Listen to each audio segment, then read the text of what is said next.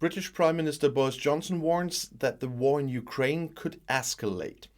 Russian President Vladimir Putin will now hit even harder because he sees no way out of the impasse other than the destruction, the rubble and ash of innocent European cities, Johnson said in an interview with the German newspaper Welt am Sonntag.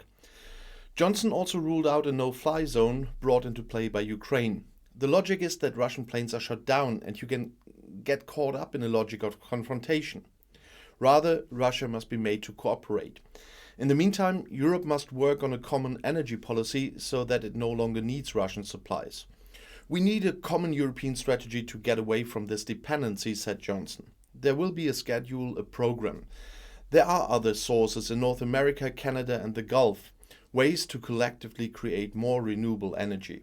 According to London, Russian President Vladimir Putin did not see the resistance to this invasion of Ukraine coming. President Putin misjudged the strength, resilience and will of the Ukrainian people in the face of invasion. British Ambassador to the UN Barbara Woodward said on Friday before an emergency UN Security Council meeting in New York.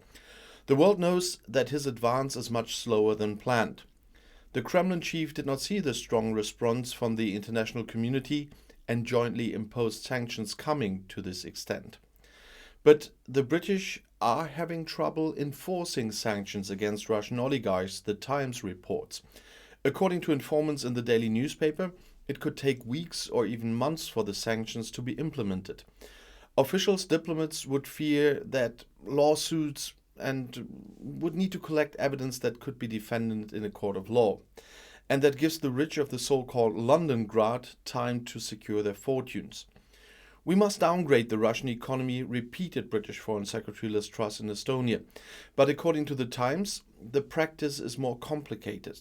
The risk that the sanctions will hit us by rebound is enormous, said one of the informants of the paper.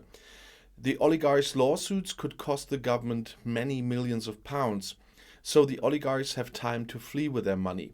It's not so easy to dismantle London Grad, a world of enormous Russian fortunes, full of such law firms and regulations that make it easier for oligarchs to remain anonymous and defend themselves in court. In London, we have a problem that has dragged on for 25 years. All governments have welcomed the funds and deliberately refrained from asking questions, Tom Keating, head of the London think tank Royal United Service Institute, told Polish radio. And I'll see you in my next video. Bis gleich.